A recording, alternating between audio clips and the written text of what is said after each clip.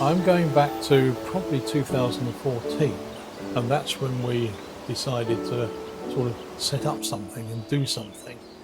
And out of that, the town council decided to adopt the regeneration program and to take it forward. Can I go back even further? You, Back in 2000 and probably two, well, I think probably even before that, the feedback from local people had been not enough is made of the river. It was a waste of resource.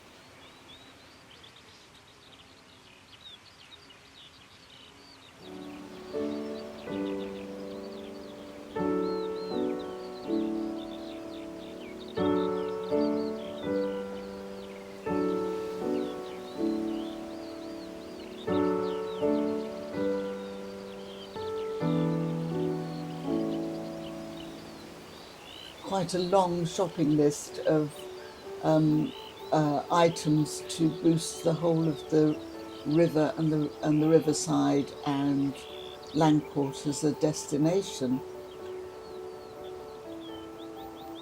my first key memory is always and has always been the hard work and effort put into the river project, and the amount of time and effort to make an application for European funding.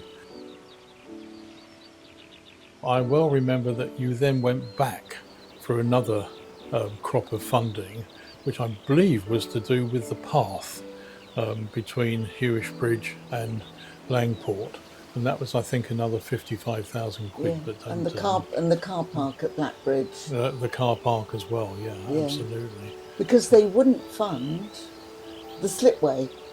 That was a repair job, Yeah. and we couldn't have money for repairs. No.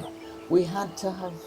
We had £18,000 from South Somerset District Council, and we also got £5,000 out of the Canoe Foundation, and that was the sort of 23,000 that paid for the slipway repairs. We kind of knew the process, but it was a headache. And I can remember they kept saying, well, how are you going to measure the difference that it's made?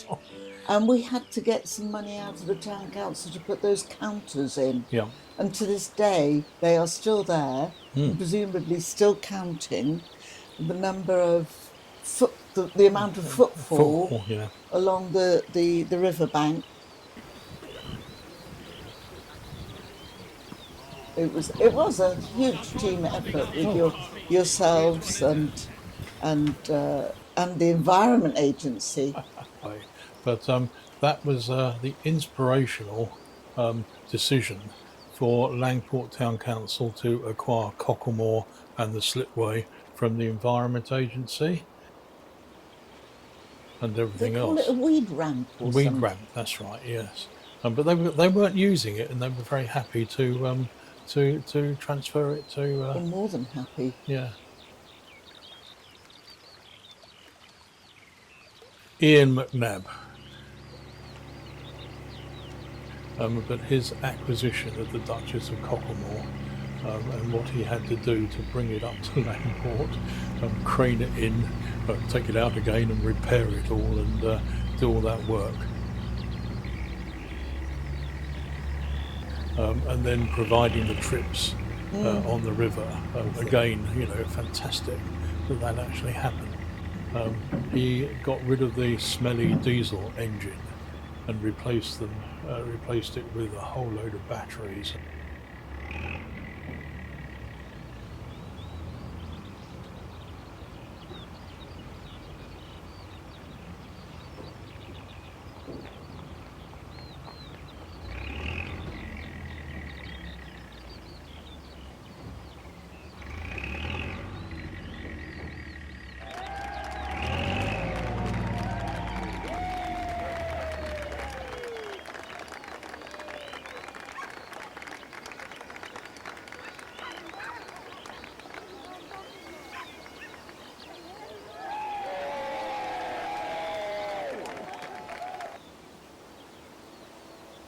We were chugging along at about 4 knots or 4 miles an hour, whatever it is.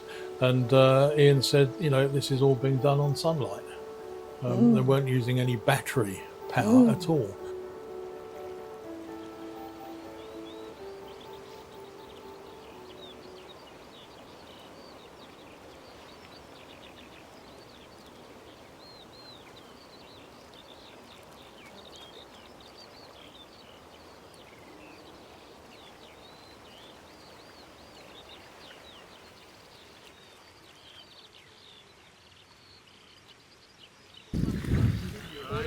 The river itself is being used.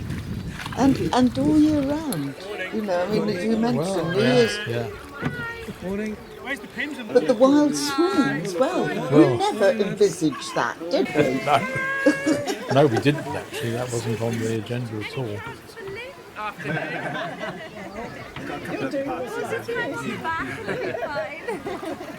We organised for the IWA Waterway Recovery Group to come down here for a weekend, which I think was in April 2018.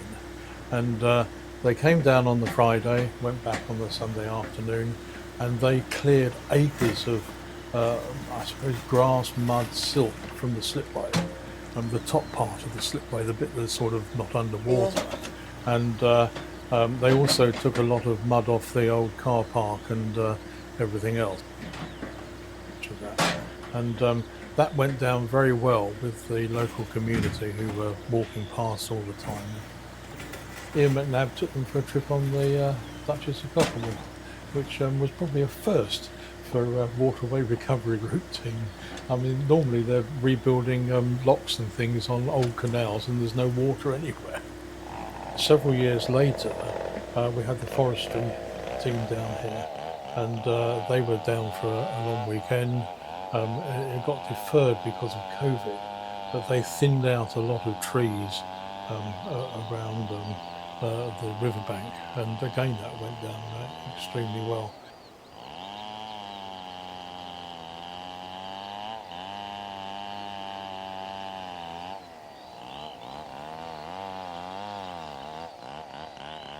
And if you remember where Ian launches his trip boat, there was a lot of those trees there, were going down into the water and everything else, and you do need to tidy them up.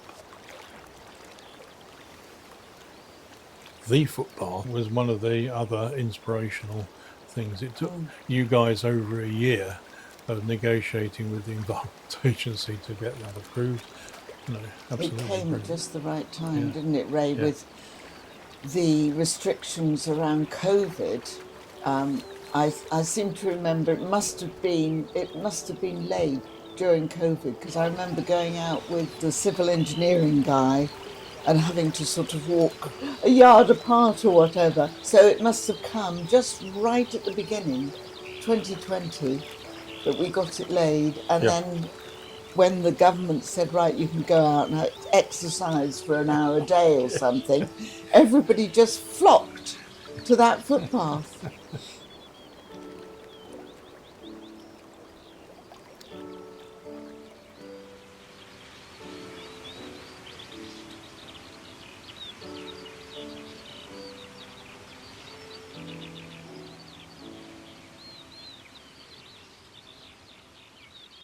We have to talk about the car park at Hewish Bridge and how that went from being a unofficial car park that was basically mud and water in winter months with about 6 cars, I think.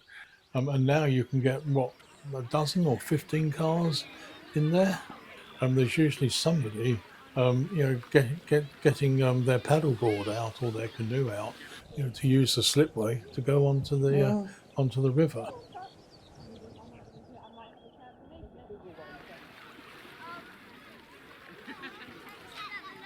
I'm going to raise now what I thought was great work that was done on designing the information boards.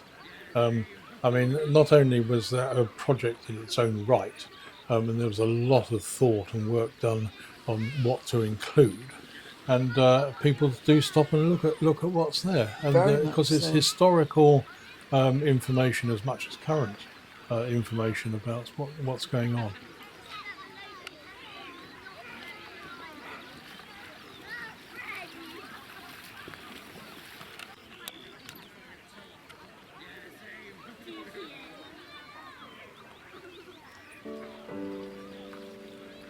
There's a lot of added value to the community. And there's a fishing platform there. We shouldn't forget the fishing No. platforms, because particularly the two on Cocklemoor were adapted for wheelchair use.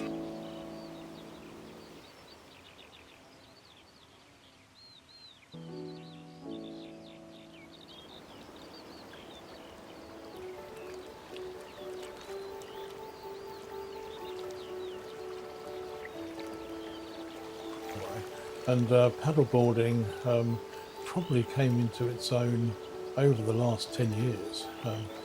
And the other thing that happened is the inflatable paddleboards, because then people no longer needed specialist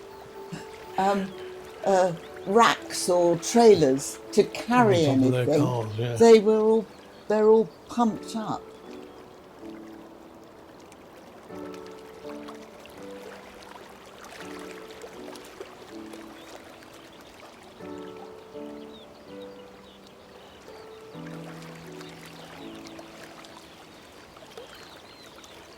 Well, the funding wasn't about having a fun time in Langport.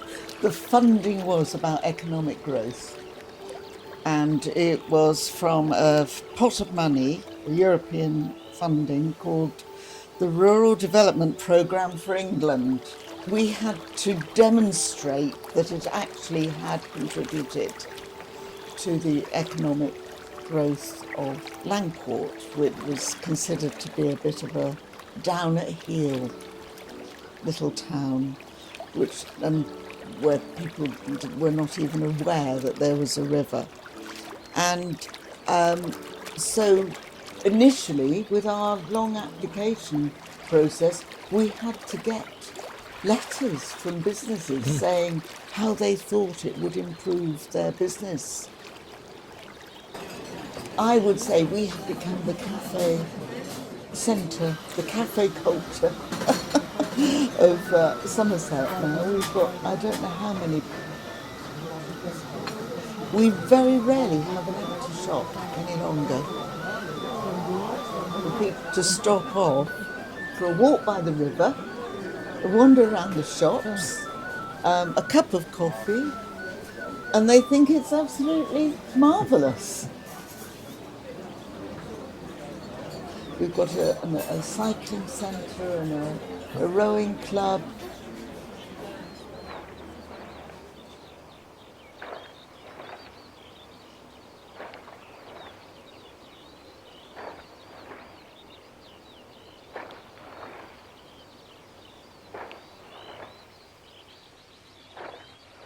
Number of cyclists that now come, Ray, to Langport is extraordinary. I don't think it's all to do with the fact that we had what we called a cycle racks and service station. But of course we have, by our public toilets, we've got that little sort of area where people can go and give repairs to their bikes and fill up their water bottles. We managed to arrange, with the town council of course, for a week-long, actually it was a 10-day long canal camp, which had about 10 people I think in total here for over the Easter sort of period. And they managed to restore the paths on Cocklemoor and make them a lot wider, which was one of the requirements. But that to me was the sort of icing on the cake. The paths on Cocklemoor have always been prone to getting very muddy and wet, and they were never wide enough.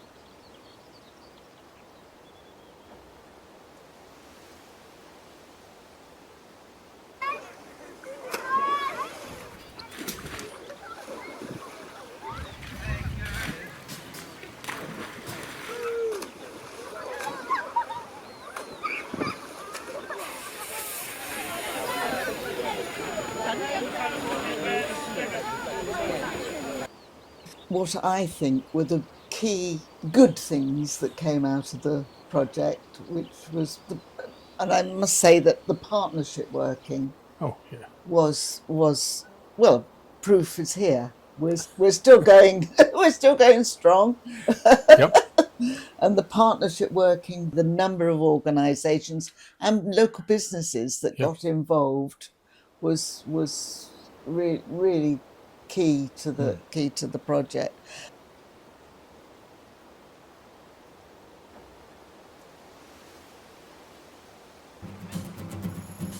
But how much pleasure it has given.